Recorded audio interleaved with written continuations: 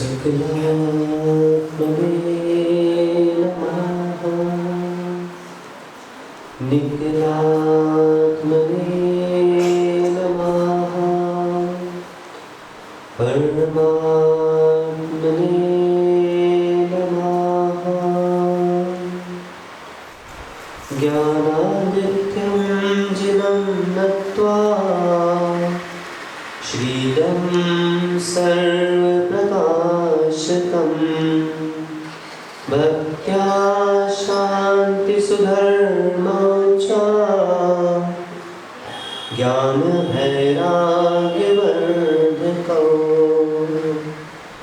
जीवादितत्त्व प्रतिपादकाय सम्यक् मुख्याष्टगुणार्णवाय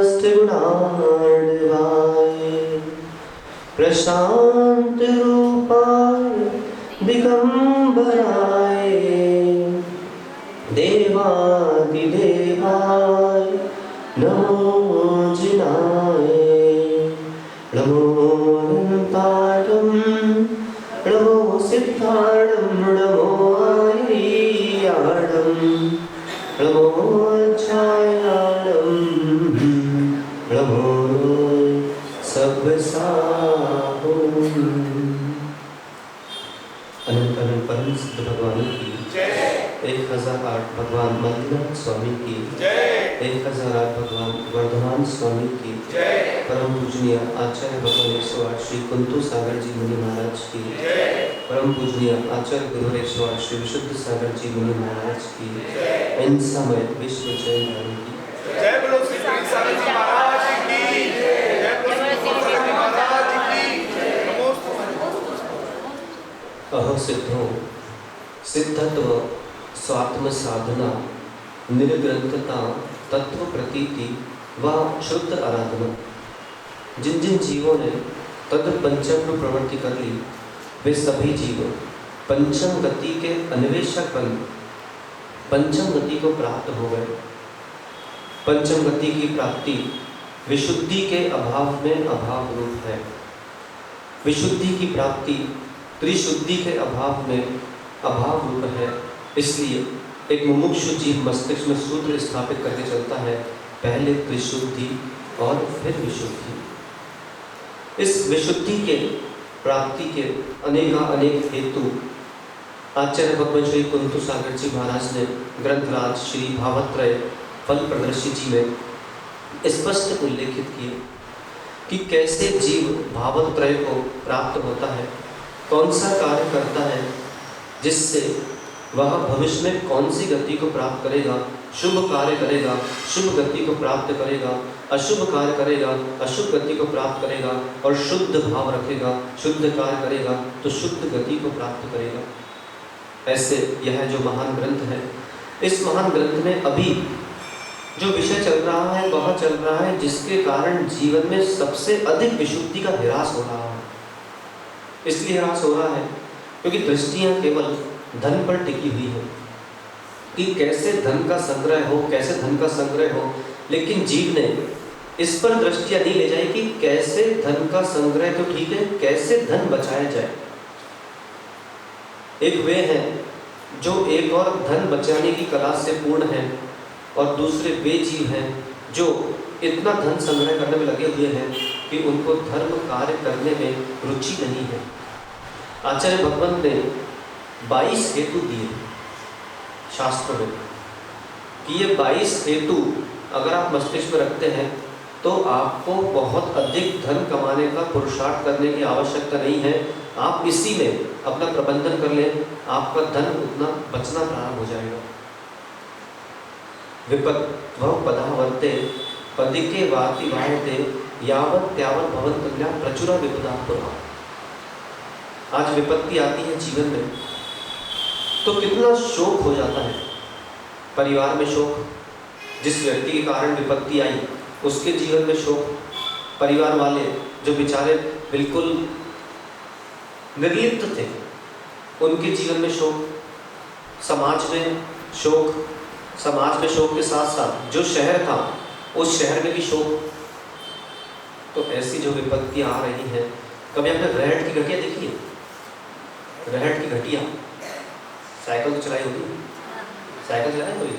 तो साइकिल में आचार्य भगवान ने एक उदाहरण दिया, बहुत ही सामान्य सा उदाहरण है कि जिस प्रकार ठकराने से साइकिल चलाते हैं तो साइकिल का एक पेडल नीचे, फिर एक ऊपर, फिर एक नीचे, फिर एक ऊपर, वैसे ही जीव के जीवन की विपत्तियां हैं। नहीं प्राप्त कर पा रहा जिनगुण संपत्ति, क्योंकि तूने स्वयं ले रखी है विपत्ति। वैसी रहट की घटिया होती है। रहट की घटिया अर्थात जिसे अंग्रेजी भाषा में पर्सियन व्हील कहा जाता है, कि एक बाल्टी भरती है, फिर दूसरी खाली होती है, फिर भरती है, फिर खाली होती है।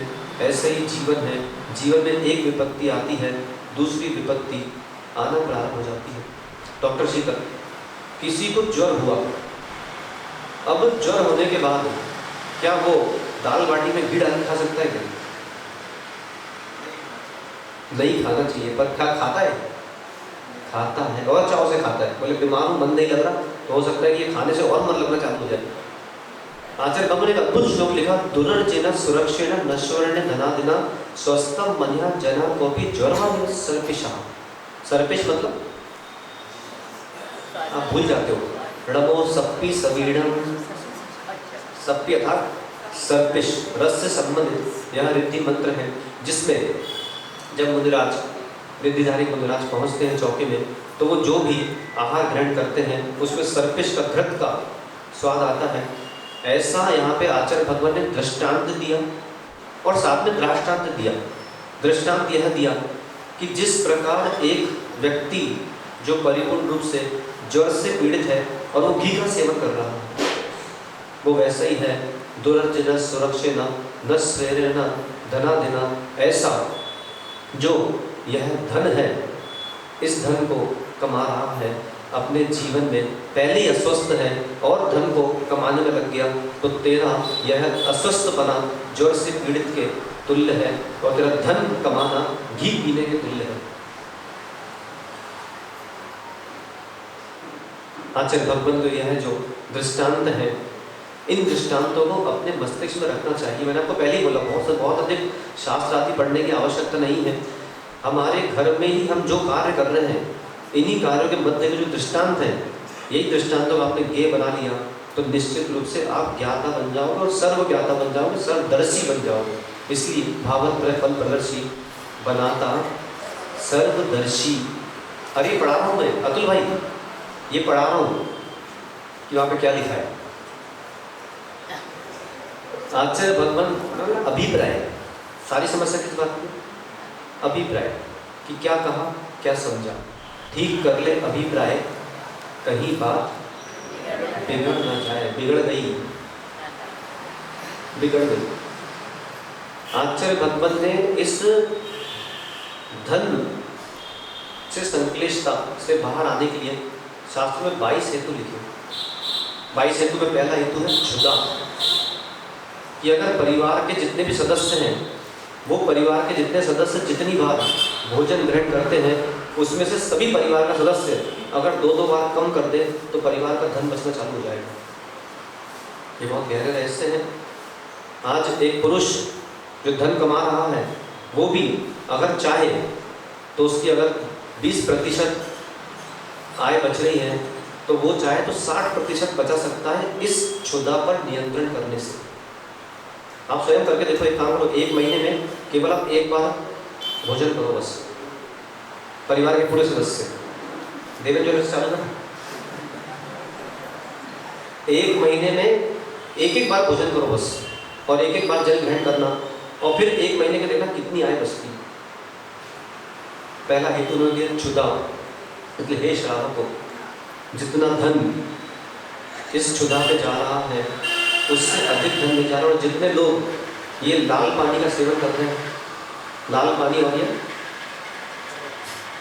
जिसको आप गुटखा बोलते हैं, है ना, उनका धन कितना अभी तक व्यर्थ हुआ है। इतना धन उन्होंने जब से 30 साल से अगर खा रहा है, तो एक सामान्य व्यक्ति दिन में अगर 3 पुड़िया खाता मान लो, तो 30 साल में कितना धन इकट्ठा कर लेगा वो बताना मुझे, हिसाब लगाना। सुशांत, तुमको तो अनुभव होगा ना बात का? अरे अनुभव मतलब मार्केट में और भी मिल रहे ना, तुम तो वो सज्जन आदमी, तुम नहीं खाते, मैं जानता हूँ। नहीं कितना होगा अंदाजन? धन्नो जी पता है? मुझे तो कुल धन बता दो, कुल कितना होगा? एक व्यक्ति, अच्छा एक दिन में कितनी पुड़िया खाता हो? 3 पुड़िया? 5? हाँ 5 पुड़िया खाया और 30 साल से खा रहा है, तो कितना धन उसने खर्चा कर दिया?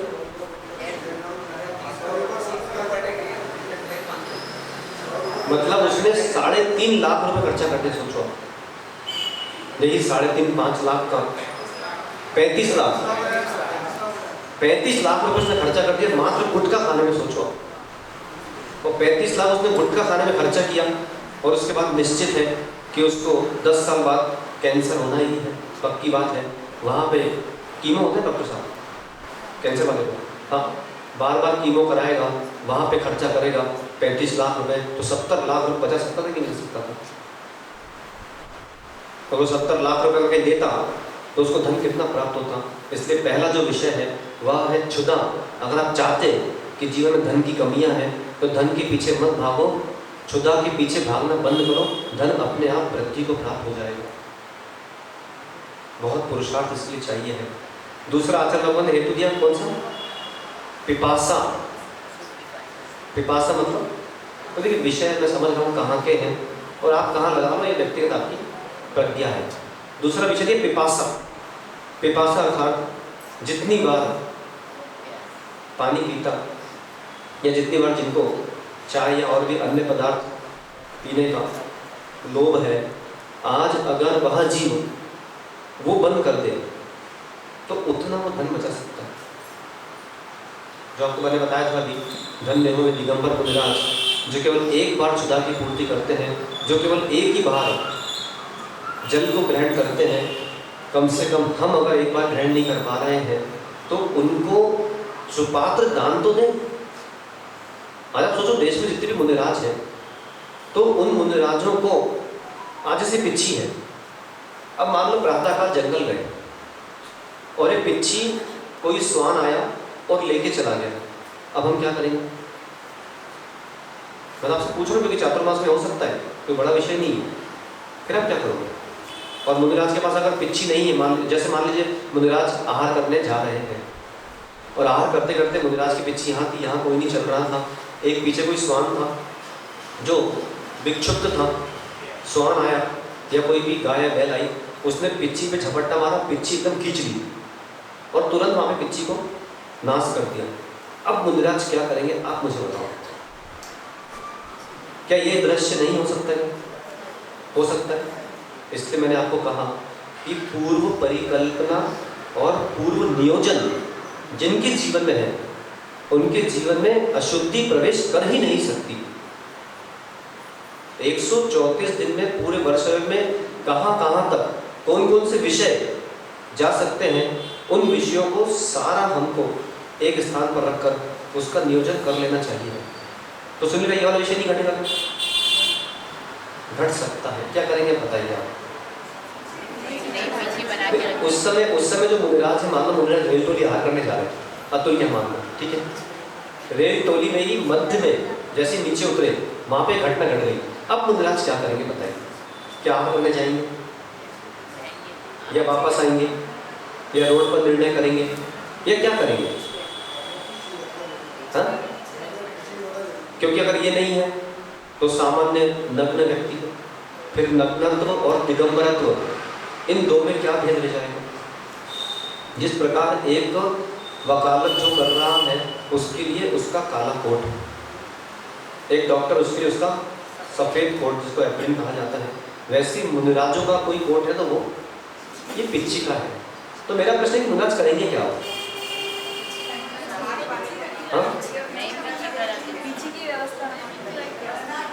मैं आपको उपाय बता रहा हूँ 164 में क्या क्या घटने वाला है, ठीक है। फिर मान लीजिए कमंडल, वो तो क्या पिछली बार आपके पास रखे होगा कहीं ना कहीं। तो ऐसे बहुत सारे विषय हैं जिन विषयों पर हम अतुल भाई सोचते हैं कि मुनिराजों को जो चीज़ों की आवश्यकता है, त्यागियों को जो चीज़ों की आवश्यकता है, वो शीतल डॉक्टर साहब पूरी कर रहे होंगे क्योंकि महाराज के पास बहुत रहते हैं, ठीक है। शीतल डॉक्टर साहब सोच रहे होंगे कि बोले अतुल भाई पूरी कर रहे होंगे, अपना वो पूरी कर रहा है ना वो पूरी कर रहा है। अब बीच का व्यक्ति कौन? कोई नहीं। और फिर जब आवश्यकता पड़ती है तो फिर मुनिराज फिर किसी के पास बोलने जाते हैं। इसलिए चाहे मुनिराज हो, चाहे माता जी हो, चाहे देश का कोई भी त्यागी हो, अगर जब दीक्षा होती है उस दीक्षा के समय जो दीक्षा प्रदाता होते हैं वो कभी भी अपने मन से दीक्षा देते नहीं। आप देखना आज तक जितनी भी दीक्षाएं हुई हैं, दीक्षा होने के पहले जो दीक्षा प्रदाता होता है वो पूछता है पूरी समाज से कि क्या इनको दीक्षा दी जाए, और जब पूरी समाज एक साथ हाथ उठाती है तब जाके दीक्षा दी जाती है। अगर एक आदमी भी खड़े होकर बोल दे नहीं नहीं इनको दीक्षा नहीं दी जाए, तो दीक्षा प्रदाता की हिम्मत नहीं है दीक्षा दे देना, नहीं दे सकता। और सोचो कि जिसने दीक्षा ली है वो अपना पूरा जीवन विश्वास से किसको समर्पण करता है? समाज को समर्पण करता है। तो इस समाज का कर्तव्य है, क्योंकि आज जितने भी देश में माता जी हैं, जितने भी देश में मुनिराज हैं, आप अपने व्यक्तिगत पुत्र के लिए कोई दान दोगे, आप अपने व्यक्तिगत पुत्री के लिए अपने धन का खर्चा करोगे तो वो 10-10 बजे तक आपको सोते मिलेंगे, और मुनिराज माता जी पे खर्चा करोगे तो वो 3 बजे उठकर आपको माला फेरते मिलेंगे। हमको सुपात्र ढूंढना है, सुपात्र। तो ये जो पिपासा है, इस पिपासा पर भी हमको नियंत्रण करना चाहिए है, जिससे हम धन को संरक्षित कर सकें। तीसरा जो हेतु दिया आचार्य भगवान ने वो दिया शीत। शीत, आज एक परिवार चाहे शीत जब ठंडी आती है उसको सहन करने की अगर क्षमता रख ले तो निश्चित रूप से जो रजाई में पैसा खर्चा हो रहा है और भी अन्य जो है शॉल आदि या जो जैकेट आदि पहनते हैं, कितना धन बचेगा? हाँ, हीटर लगा रहा है ना, हीटर लगा रहा है तो उसमें बिजली का। आज एक परिवार चाहे तो अपने स्वयं की जो उसके ऐसी व्यवस्थाएं हैं जिनकी आवश्यकता नहीं है उन पर अगर न्यूनता कर ले तो उसको धन के प्रति संक्लिष्टता करने की आवश्यकता ही नहीं है। डॉक्टर से समझ आ रहा है कि ये शीत है, शीत है तो जैसे ही शीत आता है तो उतनी बार गैस जलवाए, क्योंकि ठंडी के मौसम में उसको उतनी बार चाहिए। उसको बन गया, बनने के बाद भी चलो माता नियम ले सकते क्या? आज कहा भी था शायद मैंने आपको कि इन पुरुषों को एक बार भोजन बनाने के बाद फिर वापस गर्म भोजन बना के नहीं खिलाएंगे। नहीं, एक बार अगर भोजन बन गया, चलो पुरुष को बोलते हो, नियम ले सकते क्या कि एक बार अगर भोजन बन गया तो उसके बाद वापस गर्म करने को नहीं कहेंगे।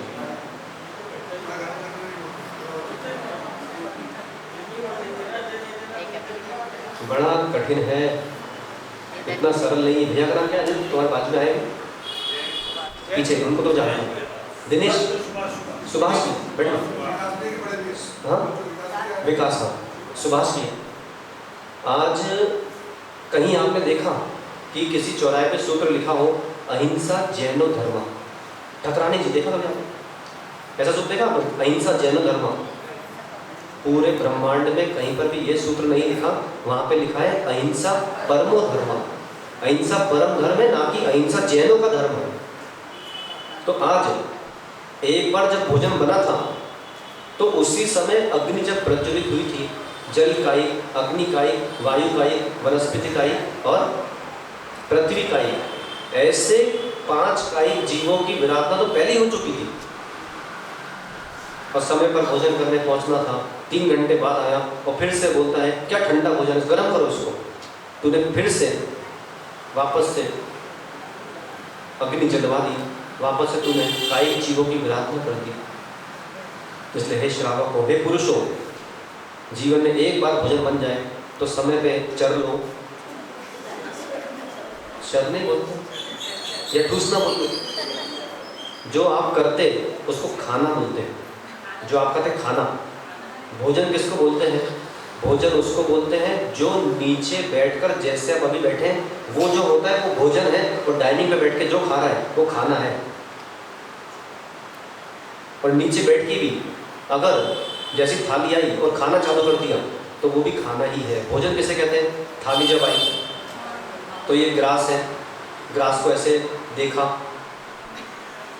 बाल तो नहीं है, और फिर खाया, और अनिल भाई को तो जैसे देवी ने भोजन दिया तुरंत उठा के वहाँ देख रहा है, यहाँ खाते जा रहा है। क्या पता आज तक कितने कीड़े मकोड़े खा लिया और कितने बाल खा गए, पता ही नहीं चला उसको। परिणामों में जो संक्लिष्टता आ रही है, वो परिणामों में संक्लिष्टता इसलिए आ रही है क्योंकि हम क्लेवर मिश्रित भोज्य सामग्री और पेय पदार्थ का सेवन करते हैं। चलो ऐसे प्रण करते क्या कि कभी भी ग्रास आएगा तो पहले ग्रास को देखूंगा और फिर खाऊंगा। कर सकते हैं ऐसा? कितना कठिन है। ठकरानी जी, उसमें एक नियम और लिख लो कि जब भी सामने भोजन आएगा तो रोटी है, रोटी को पहले ऐसे देखूंगा मैं उठा के, तो इसको बाल तो नहीं है, और फिर खाऊंगा। और चम्मच से जितने खाते हैं, कैसा अभागा है, पाश्चात्य पद्धति को यहाँ लेकर आ गया। ये चम्मच में वो क्या बनाते, चम्मच से क्या खाते, खीर। चलो खीर ले लें, अब वो खीर में से डाली चम्मच, फिर ऐसे आजकल स्टाइल आ गया, ऐसे खा रहा, ऐसे खा रहा, और वही मुंह की थूक की ला, और फिर वही इसमें मिलाई, और फिर खा रहा, फिर मिलाई, फिर खा रहा। ऐसी भी जीव है। प्राचीनता, धार्मिकता, बोलो बोलो, आध्यात्मिकता, साहित्य और पुरातत्व, ये 5 स्तंभ ही आपकी संस्कृति को सुरक्षित रखेंगे। तो प्रण कर सकते हैं कि आज के बाद कभी चम्मच से नहीं खाएंगे।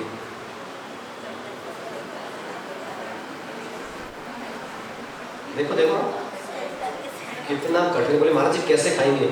हाथ से खाएंगे। धन्य हो दिगंबर मुनिराज जो पानी पाकर दिगंबर ही होते हैं। ना किसी थाली से खाते हैं, ना किसी कटोरी से खाते हैं, ना किसी चम्मच से खाते हैं। कभी ठकाने देखा आपने हमको खाते हुए? देखा? तो मन है कैसा खाने का? विकास किया, सुभाष किया, कभी ऐसा मन नहीं किया कि मैं भी ऐसा हाथ से भोजन करूं? इसके लिए विशुद्धि चाहिए है।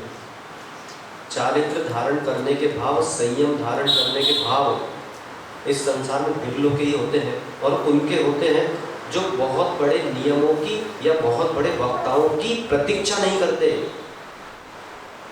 समस्या क्या हो रही है कि जो बात मैं बोल रहा हूँ, यही बात आपको जब कोई बहुत बड़ा वक्ता बोलेगा तब आप उसको प्रमाणित मानोगे। बस यहाँ समस्या चालू है आपके जीवन में।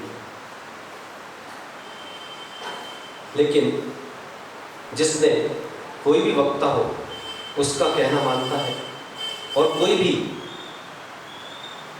विषय दिया जा रहा है, छोटे नियम हो, उसको स्वीकारता है, वही जीव भविष्य में अपने परिणामों को परिवर्तित कर सकता है।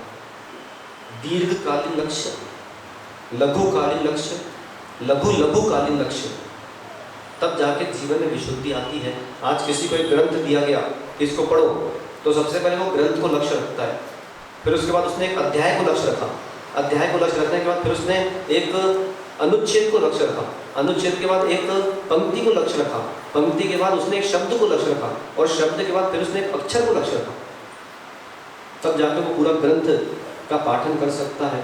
तो ऐसे श्रावक को हमें भी अपने जीवन में बहुत बड़ा प्रतीक्षा नहीं करना चाहिए है।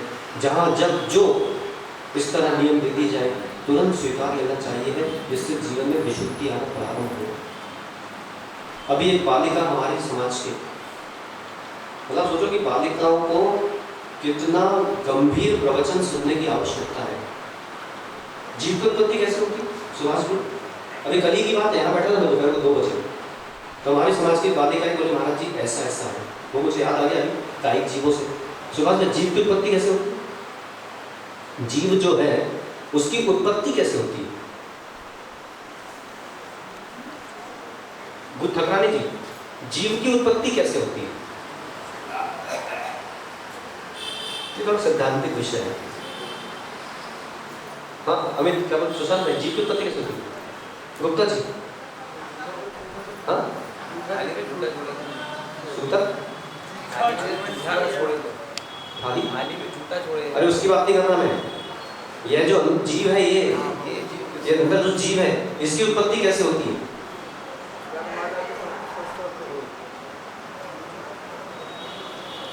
पूरे देश के वक्ता इसका प्रचार में लगे हुए हैं कि 5 भूतों से जीव की उत्पत्ति होती है। जहाँ पे पंचभूत हैं वहाँ से जीव की उत्पत्ति हुई। क्या ये सत्य है ठाकुर जी? क्या पंचभूत से जीव की उत्पत्ति हो सकती है? तो जब वो जैन बालिका ने मुझे बोला तो मुझे बड़ा आश्चर्य हुआ कि क्या पता किस किस को सुनकर आ जाते हैं और कौन कौन से सिद्धांत मस्तिष्क में रख लेते हैं। जो यहाँ आ जाते हैं वो तो समझ लेते हैं, जो यहाँ नहीं आ पाते वो पूरे सिद्धांतों का नाश कर देते हैं। अगर जीव की उत्पत्ति से आपको अपने जीवन में एक बार बृहद द्रव्य संग्रह ग्रंथ पढ़ लेना चाहिए, जहाँ पे आचार्य भगवान श्री सिद्धांत चक्रवर्ती नैमिचंद्र जी ने 9 अधिकारों की व्याख्या की। वहीं पर जितने भी अन्य मतनुयायी थे, चाहे वो चारवाक हो, चाहे वो नैयायिक हो, चाहे वो वैशेषिक हो, चाहे वो मांडलिक हो, चाहे वो बौद्ध हो या और भी अन्य जो हो, जब जीव की उत्पत्ति की बात आई तो वहाँ पर ये विषय आया कि बोले पंचभूत से जीव की उत्पत्ति होती है। 5 भूत कौन से? अग्नि, पृथ्वी, जल, वायु और आकाश। ठीक है, अब आप बताइए अगर पंचभूत से जीव की उत्पत्ति होती है तो जहाँ पर भोजन बन रहा है, क्या वहाँ पर पृथ्वी का सद्भाव नहीं है? जल का सद्भाव है, आकाश का सद्भाव है, अग्नि का सद्भाव है और वायु का भी सद्भाव है। फिर वहाँ पे जीव की उत्पत्ति क्यों नहीं होगी? चिंतनीय विषय है। फिर जहाँ पर मुक्ति धाम गया, अब वहाँ कोई शव पड़ा हुआ है, तो क्या वहाँ पर 5 तत्वों का सद्भाव नहीं है? फिर जीव कहाँ गया? जीव कहाँ गया? तो ऐसे जो सिद्धांत हैं, इन सिद्धांतों का खंडन करने के लिए हमको उपदेश सत्संग में आना परिपूर्ण रूप से अनिवार्य है, वरना दूसरे आपके साथ छल कर बैठेंगे। तो शीत एक ऐसा विषय है, यहाँ पे प्रकरण चल रहा है कि कैसे धन बचाएंगे। तो शीत एक ऐसा विषय है, अगर जीव इस शीत पर नियंत्रण कर लेता है तो वो बहुत धन बचा सकता है। दूसरा उष्णता पर अगर नियंत्रण कर लेता है तो वह धन बचा सकता है। क्यों? क्योंकि आज उष्णता पर नियंत्रण कर लिया तो घर पे जितने भी वातानुकूलित यंत्र लगे हैं, इन यंत्रों की आवश्यकता ही नहीं है।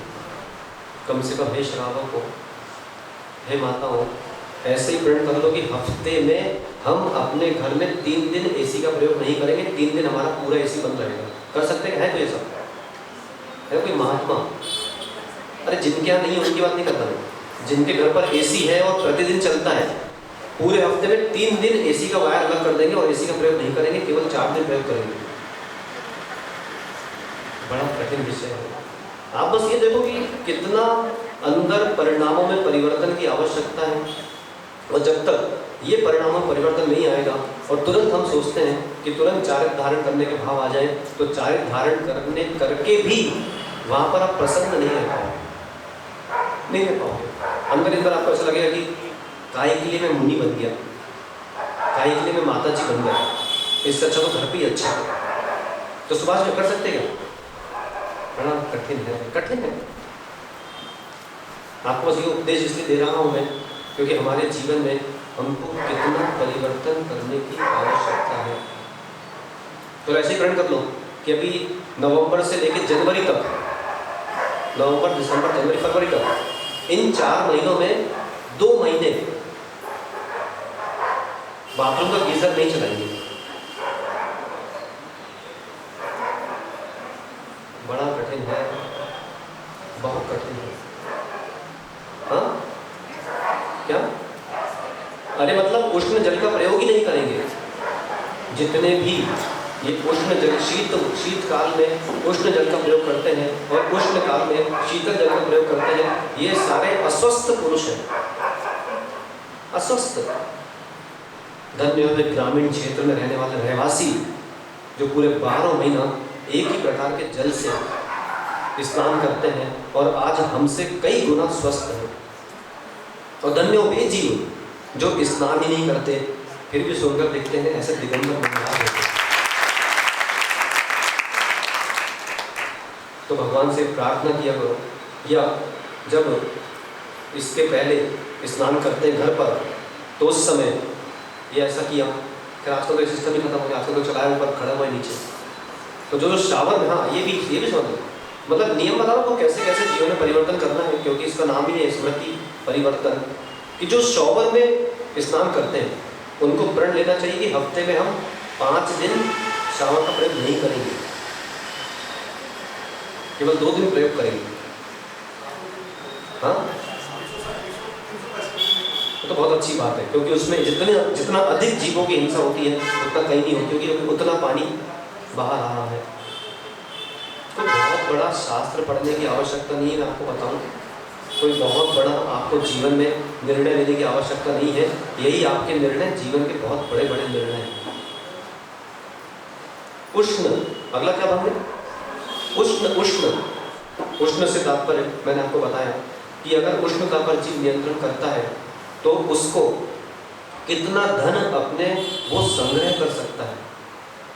जितने भी शीत पदार्थ हैं, चाहे वो भोज्य पदार्थ हो, चाहे वो अन्य उपकरण हो, उन उपकरणों का उस उष्ण काल में वह प्रयोग नहीं करेगा तो स्वाभाविक सी बात है कि उसके जो धन है वो धन में अपने आप वृद्धि होगी। अगला जो आचार्य भगवान ने भंग दिया वह है दंस मशक। दंस मशक समझते हैं? मच्छर। अगर एक जीव यह दंस मशक की जो पीड़ा है, मच्छर की जो पीड़ा है, इसको सहना जान ले तो अपने घर में धन की वृद्धि कर सकता है। कैसे? उतना ऑल आउट का खर्चा बचेगा, उतना कछुआ छाप का खर्चा बचेगा, उतना मच्छरदानी आदि जो रहती है ना, उसका बचेगा। वो बैडमिंटन आ गया है ना, उसका बचेगा। और आजकल वो एक कागज आ गया है, इतना सा आता है, उसको जलाते हैं ऐसा, जो भी है उसका बचेगा। हाँ, ट्यूब लगाता है, ओडोमॉस लगा के सो रहा, उसका खर्चा बचेगा। मच्छर के तेल का खर्चा बचेगा, तो उतना उसका धन वृद्धि रहेगी। अब तो मैं आपको उपाय बता रहा हूँ कि जो धन के कारण संक्लिष्टता हो रही है वो धन को कैसे वृद्धिगत करें। और अगर अंदर करुणा है, ये विषय कुछ समय पहले भी आया था जब शोक की बात चल रही थी, तो उसमें 4 इंद्रिय जीव की बात आई थी, वो विषय पूरा यहाँ आया। और इतनी करुणा है तो कम से कम एक प्रण तो अपने जीवन में आपको जीवन भर कर लेना ही चाहिए है कि हम कभी भी मच्छर नहीं मारेंगे। पुनः दोहरा रहा हूँ इस बात को, है प्रण है ऐसा। जिनका प्रण नहीं है वो थोड़ा विचार करें कि उनका जीवन कैसा चल रहा है और वो धर्मात्मा है कि नहीं है। दंस मशक के बाद सबसे बड़ा जो धन बचाने का हेतु है आचार्य भगवान ने दिया, उससे बड़ा तो कोई हेतु ही नहीं, क्योंकि सबसे अधिक जो धन खर्चा हो रहा है वो उसमें हो रहा है, उसका नाम है नग्नत्व। नग्नत्व, नग्नत्व मतलब वस्त्र रहित अवस्था। हे पुरुषों, जीवन में बाल्यकाल से अभी तक यह जो काय है, इस काय ने कितनी बार परिणमन किया और कितनी बार वस्त्रों को खरीदने जाना पड़ता है। आज अगर एक पुरुष प्रण कर ले कि मैं जीवन भर नग्न रहूंगा तो वो जीवन में कितना धन बचा सकता है अपने परिवार का। क्यों? क्योंकि नग्न हो गया तो उसको धन की आवश्यकता है भी क्या। चलो एक प्रण करते क्या कि अभी घर जाएंगे और ये वस्त्र उतारेंगे। जब तक ये वस्त्र स्वयं नहीं कहेगा कि मुझे पहनो, जब तक वस्त्र नहीं पहनेंगे। पुरुष को बोलता हूँ, बड़ा कठिन विषय है। आपको लग रहा है महाराज जी ये आज के विषय सब अकल्पनीय चल रहे हैं, ये अकल्पनीय विषय नहीं है। आज भी कई ऐसे धर्मात्मा प्राणी हैं जो धर्मात्मा प्राणी इस तरह अपना धन अर्जन करके जो बाकी का समय है वो धार्मिक क्रियाओं में व्यतीत करते थे और आज स्वयं महाराज माता जी बनकर बैठ गए। वैसे भी कई लोग हैं। तो कम से कम जीवन में जब वस्त्र बदला करो तो एक बार अपने आप को पूरे आईने के सामने खड़े होकर देख लिया करो कि वो दिन कब आए जब मैं भी इस नग्नता के साथ पिच्छी कमंडल लेके चलूँ। मैंने आपको बताया था एक बार कि आपको 2 मिनट का ध्यान करना है, कर रहे कि नहीं कर रहे? नहीं करते, विषय दोहराना पड़ता है। 2 मिनट का आज से ध्यान प्रारंभ करो कि मैं स्वयं महाराज बन गया हूँ और मैं खड़े होकर आहार कर रहा हूँ, मैं विहार कर रहा हूँ, लोग मेरी वैयावृत्ति कर रहे हैं और मेरे पास पिच्छी का मंडल रखा हुआ है। ये ध्यान आपको करना चाहिए। माता को ध्यान करना चाहिए कि हम श्वेत वस्त्र में हैं और हम पिच्छी कमंडल लेकर गमन कर रहे हैं।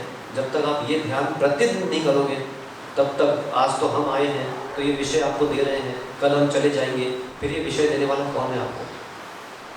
कोई नहीं। तो ऐसा ध्यान करना चाहिए। चलो अगर ये ध्यान नहीं कर पा रहे, नग्नता को धारण नहीं कर पा रहे, तो एक ऐसा दिनांक को निर्धारित कर ले कि इस दिनांक पर आने के बाद हम अपनी वेशभूषा को स्थायी कर लेंगे।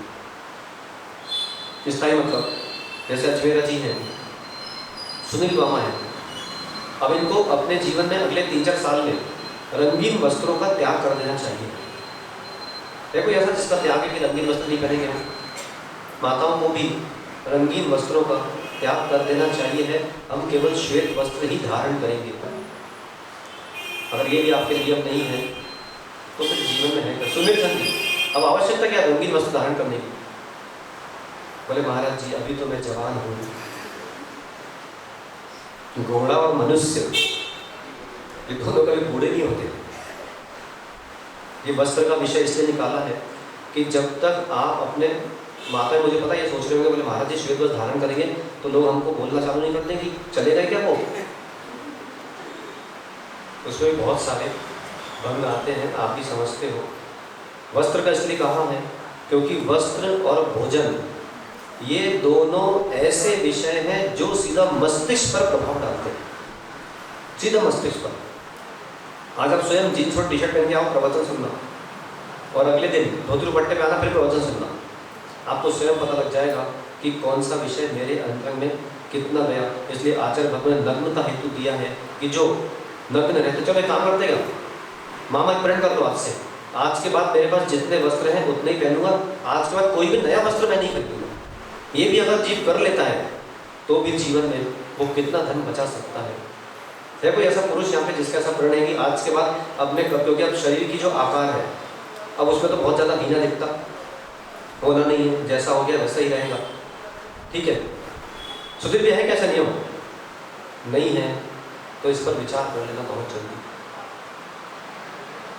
हमारे गृहस्थ अवस्था के पिताश्री थे, उन्होंने अपने 45 साल के जीवन में ही ये नियम ले लिया था कि आज के बाद मैं कभी एक नया वस्त्र नहीं खरीदूंगा, जो वस्त्र है उसी में काम चलाऊंगा। कितने जोड़ी वस्त्र की आवश्यकता होती है शीतल गृहस्थ को? प्रवचन मुझे पता है, आपको लग रहा है बहुत सरल चल रहे हैं, लेकिन बहुत कठिन है, क्योंकि दिख रहा है जैसे से बात बोल रहा हूँ मुझे हानि निकल रही है। 3 से 4 आज एक पुरुष चाहे तो बहुत से बहुत उसका पूरा जीवन मात्र 2 जोड़ी वस्त्रों में निकल सकता है। पूरा जीवन 2 जोड़ी वस्त्र और 2 जोड़ी धोती दुपट्टे, एक महाराज के आहार के लिए और एक भगवान के अभिषेक के लिए, बस। लेकिन आप जयंत भाई के घर पे रेट डालो, तो जैसे रेट डालोगे तो जो इनने शादी में शेरवानी पहनी थी, पगड़ी, वो कहीं पर संजो के रखी होगी कोने में, भली नहीं आती होगी। ऐसी स्थितियां हैं, इसलिए नग्नता धारण नहीं कर पा रहे हैं। गुरुनानी जी कितने जोड़ी कपड़े घर पे? हाँ गुप्ता जी, अब क्या आवश्यकता है? दूसरा करना है क्या विवाह? नहीं, मन कर रहा हूँ दूसरा विवाह करने का। अब जब नहीं कर रहा है तो ऐसा प्रण कर लो कि मैं केवल इतने वस्त्र रखूंगा और बाकी सारे वस्त्र दान, और आज के बाद कभी भी मैं कोई भी नया वस्त्र नहीं खरीदूंगा। वो होता है धर्मात्मा। दंस मशक और नग्नता, अरति, एक हेतु दिया अरति। अरति अर्थात रति भाव का विलोम। रति मतलब होता है राग भाव। आज एक जीव अगर, हाँ इसमें एक विषय आया था क्षुधा। क्षुधा शब्द से आपको एक विषय बताऊं कि हर जैन समाज के पास, केवल गोंदिया समाज से नहीं कह रहा हूँ, पूरी जैन समाज से कह रहा हूँ, हर जैन समाज के पास उनके स्वयं के पात्र होना चाहिए एक स्थान पर। ये बहुत गंभीर विषय है, इस विषय को आपको बहुत गंभीरता से लेना चाहिए है। जितने भी बर्तन होते हैं, बर्तन, पात्र जिसे आप कहते हैं, तो हर प्रकार के बर्तनों का समूह हर समाज के पास होना चाहिए है। और जब जब भी जैन समाज में कोई विवाह होता है तो वो यहाँ से जाना चाहिए है और वापस यहाँ आना चाहिए। आज हो क्या रहा है, कहीं पर भी विवाह हुआ, ठकराने जी आप दूसरे के यहाँ विवाह गए, ठीक है, वहाँ पर जो कैटर बुलाया था और वहाँ पर जो अभक्ष्य पदार्थ बना तो क्या वो राख से मांझते होंगे?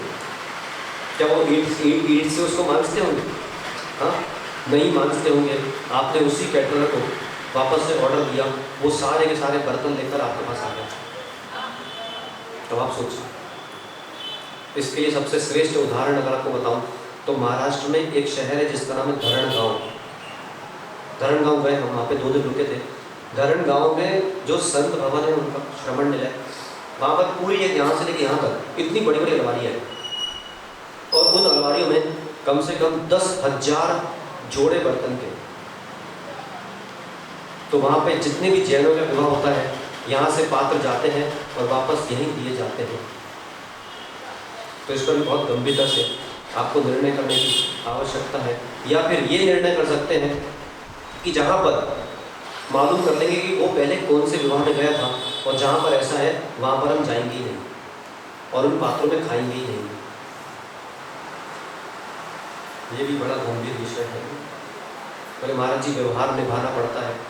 अगर व्यवहार नहीं निभाएंगे तो व्यापार कैसे चलेगा, आपस में कैसे क्या चलेगा? लेकिन उस व्यापार में एक और व्यवहार व्यापार है, दूसरी ओर विशुद्धि अपरंपार है। अब जो निर्णय करना है वो आपको निर्णय करना है। इसलिए जो अरति भाव है, इस अरति भाव में जितनी न्यूनता आएगी उतना जीव धन का संग्रह कर सकता है, धन का संचय कर सकता है। आज श्रावकों को प्रण करना चाहिए है कि हफ्ते में हम 3 दिन कीपैड फोन चलाएंगे। कर सकते हैं ऐसा प्रण? ऐसा है? कीपैड मतलब वो बटन वाला, पुराना वाला।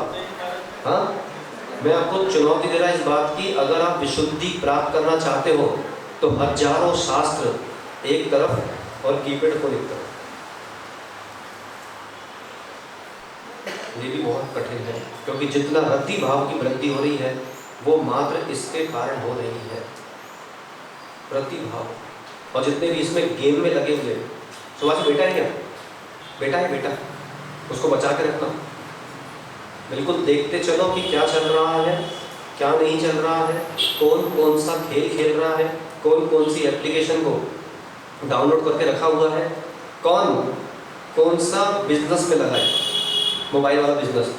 सबसे ज़्यादा जो क्षतियाँ होती हैं वो केवल इसी के कारण चल रही हैं। इसलिए हमारे जैन समाज में जहाँ जहाँ पे इस तरह के ऑनलाइन ट्रेडिंग बिजनेस चल रहे हैं, इस पर आप रोक लगाओ। बड़ा गंभीर विषय है। जितने भी शेयर में इन्वेस्ट कर रहे हैं इन पे रोक लगाओ, क्योंकि आज जितने भी ये शेयर मार्केट में लगे हुए हैं, भविष्य में अगर ये नहीं संभल पाए तो एक दिन इनका भी क्षति होना निश्चित है। इसलिए एक सूत्र स्मरण कर लो, मत करो अति, निश्चित होगी क्षति। क्या का सनी है? मत करो अति, निश्चित होगी क्षति, और नहीं प्राप्त कर पाओगे सुगति। मत करो अति। जिन जिन्हें अति की है उनकी क्षति हो गई, दिख ही रहा है। इसलिए हमको बहुत विवेक पूर्वक अपना जीवन यापन करना चाहिए है। जिन जिनके सरकार की तरफ से बहुत सारी व्यवस्थाएं हैं, अगर आपको धन की वृद्धि करना है ही, रुचि है ही, तो ऐसी भी व्यवस्था है जहाँ पर, जिसको आप बोलते हैं सिक्योर्ड इन्वेस्टमेंट, समझते हैं आप, सुरक्षित निवेश। तो ऐसे सुरक्षित निवेश पर आपको अपना धन का प्रयोग करना चाहिए है।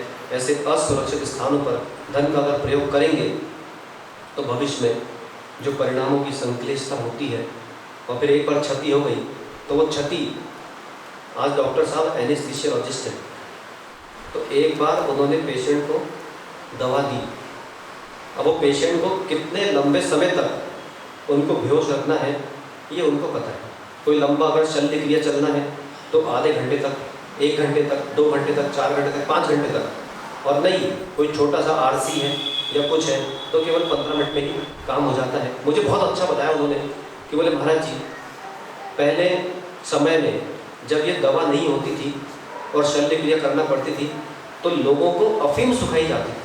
अफीम मतलब, हाँ, उनको अफीम सुखाई जाती थी कि जितनी देर में अफीम सूखेगा उतनी देर में, जिसको आप बोलते हो, तुन्न हो जाएगा, है ना। या तो अफीम पिलाई जाती थी या फिर उसको मदिरा पिलाई जाती थी। तो मदिरा पिलाया तो जब तक वो टुन है तब तक टुनटुनाई और उसने शल्य क्रिया करके वो निकल गई।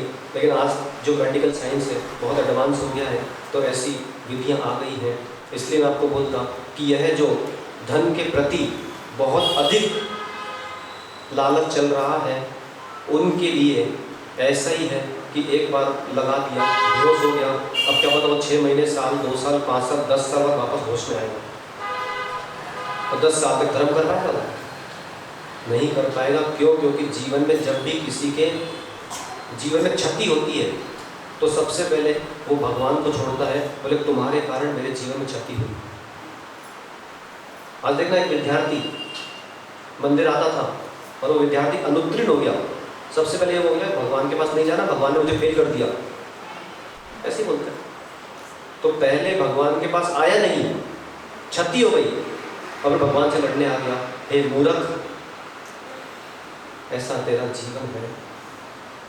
इसलिए कहता जितने भी हैं जिनकी ज्वेलरी की दुकान है, इनको बहुत बच के जीवन जीना चाहिए। जिनकी अनाज की दुकान है, इनको बहुत बच के जीवन जीना चाहिए। जिनके कपड़ों की दुकान है, इनको भी बहुत बच के जीवन जीना चाहिए है। और जो शेयर मार्केट में इन्वेस्ट कर रहे हैं, इनको तो और बच के जीवन जीना चाहिए। तो मोबाइल में ऐसे एप्लीकेशन में इस तरह धन लगा रहे हैं जिससे 10 लगाया 100 आ गए, इनको तो और बच के रहना चाहिए। क्योंकि यहाँ पर यह जो चल रहा है, क्या बोलते हैं, MCX, हाँ, जिसमें अनाज दाल है, सोना वोना का लगता है, हाँ, तो इनसे भी आपको बहुत सतर्क रहना चाहिए है। क्योंकि अगर सतर्क नहीं रहे तो आपको दिख ही रहा है देश में क्या चल रहा है। अभी भाई खेलते तो नहीं, 3 पत्ती, इनसे भी बच कर रहना चाहिए। इसके श्रावकों, धन कमाने के पीछे मत भागो, धन कैसे बचाना है इसलिए जागो। धन कमाने के पीछे मत भागो। तो अपने जीवन में बस कहाँ जा रहे हैं और कहाँ जाना है, इस पर अब अन्वेषण करने का समय आ गया है। अपनी बुद्धि से जीवन जीना बंद कर देना ही चाहिए है, ऐसा मेरा मानना है। भले आप 40 साल से व्यापार चला रहे हो तो भी, क्योंकि आवश्यक नहीं है कि कोई 40 साल से व्यापार चला रहा है तो वो कुशल व्यापारी है, बिल्कुल आवश्यकता नहीं है। क्यों?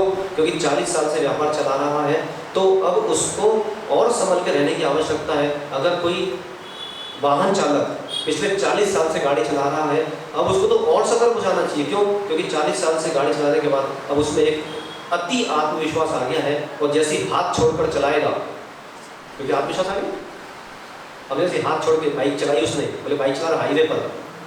अभी हम लोग कई बार जब बिहार करते हैं तो सुभाष जी, हम कोई बाइक वाला जा रहा है, वैसे हैंडल छोड़ता है, महाराज, ऐसी स्थिति है। कोई 4 पहिया वाला जा रहा है तो उसने स्टीयरिंग छोड़ दी, वही उससे निकल के खिड़की से निकल, महाराज, कहीं तो बाय बाय करते हैं। तो जब एक हाईवे पर गाड़ी चलाने वाला जो 50 साल से कुशल वाहन चालक है, वो जब इस तरह का अति आत्मविश्वास कर देता है, तो वैसे ही व्यापारी है, वो भी जब 40 साल का हो गया तो अति आत्मविश्वास के चक्कर में वह भी ऐसी जगह पर अपने धन का प्रयोग कर लेता है जहाँ से सोचता है अधिक आय होगी, अधिक आय तो ठीक है, अधिक देना पड़ जाता है। अजमेरा जी, आपके पास तो नहीं है? हाँ, देखना माहौल बहुत खराब है। एक सूद और स्मरण करो फिर चले जाओ। घर का भेदी लंका ढाए, घर का भेदी लंका ढाए, ये बात तुझे समझ क्यों नहीं आई? जब जब भी विशुद्धि का ह्रास होगा, वो दूसरा कोई नहीं होगा, वही होगा जो हमारे साथ घर पे रहता है। इसमें शंका नहीं करना। इसलिए यहाँ से अगर वापस भी घर जाने का मन हो रहा है तो तुमसे बड़ा कोई बाकी नहीं है। अच्छा, यहाँ अच्छा लगता है, घर का अच्छा लगता है, फिर क्यों घर जाते हो? क्यों बार बार घर जाते हो? घर जाकर अपनी विशुद्धि गंवाते हो। क्यों बार बार घर जाते हो? कहाँ जाना था, कहाँ चले गए, ना जाने तुम किस किस से चले गए। इसलिए कहता बहुत अधिक घर पर ढेर लगाने की आवश्यकता नहीं है। अगर तूने लगाया घर पर ढेर तो एक दिन तू हो जाएगा ढेर। मत लगा घर पर ढेर, देते चले जाओ, देते चले जाओ। एक सूत्र कहा था, भूल गए आप? छूटना या छोड़ना। आगे क्या सुभाष भाई, छोड़ना है कि छूटना है? क्या बोले सुभाष भाई? कितनी श्रेष्ठ बात बोल रहा है। बोले महाराज जी, अर्जन के साथ साथ विसर्जन भी जरूरी है। विसर्जन अगर करता रहा अर्जन तो वही अर्जन बन जाएगा आगे का विष, इसलिए करते रहे विसर्जन। तो छोड़ना है कि छूटना है? छूटना या छोड़ना किस और है मुख मोड़ना। ना बोलो तो आप लोग श्रेष्ठ श्रोता नहीं हो, इसलिए नहीं हो क्योंकि आप साथ में छोटी सी डायरी और पेन लेके नहीं आते। विस्मरण शक्ति वृद्धि को प्राप्त है। ये प्रवचन आपको तभी समझ में आएगा जब छोटी सी डायरी पेन लेकर आएंगे, ये लिखेंगे और लिखने जाने के बाद फिर अपने घर पर यहाँ पे बेलन चलता रहा चलेगा, सामने रखेंगे, तब जाकर उसको मस्तिष्क में। गाय को देखा कभी? गाय पहले घास खाती है, फिर जुगाली करती है। तो जब तक नहीं करेगा तू इन सूत्रों की जुगाली, तू हो जाएगा विशुद्धि से खाली। ध्यान करते चलो। निसंगो हम है शुद्धि कम, ससंगो हम है विशुद्धि कम।